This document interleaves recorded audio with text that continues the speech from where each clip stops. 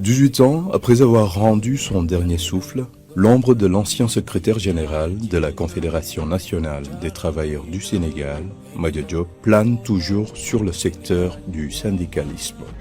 Madia était un vrai combattant du syndicalisme qu'on ne verra plus au Sénégal. Tout a commencé dans les années 40 à Thiès. À l'âge de 19 ans, Madia entame au niveau de la régie des chemins de fer son exploration de l'univers du militantisme syndical. Au fil des années, il s'est forgé une réputation d'homme intègre attaché aux valeurs de justice sociale. Ceux qui l'ont côtoyé, comme Lamine Fall, secrétaire général adjoint de la CNTS, évoquent un militant rigoureux, peu enclin au compromis facile. En 1982, il a mis en place le renouveau syndical.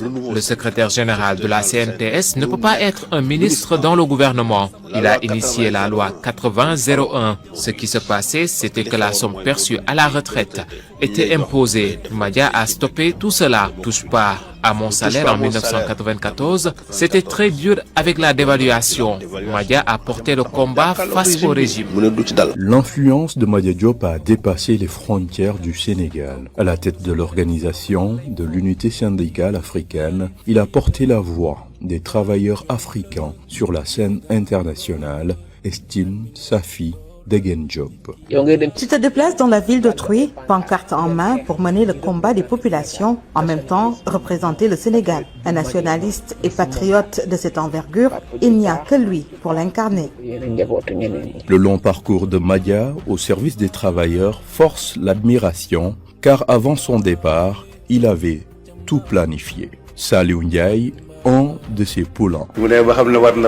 Au moment de se retirer, il avait déjà choisi son successeur et son entourage ne savait pas qu'il avait déjà misé sur Mody Guiro. Madia Diop restera comme l'un de ces acteurs de l'ombre qui, loin des projecteurs, ont contribué à structurer et à faire évoluer le paysage social et politique du Sénégal.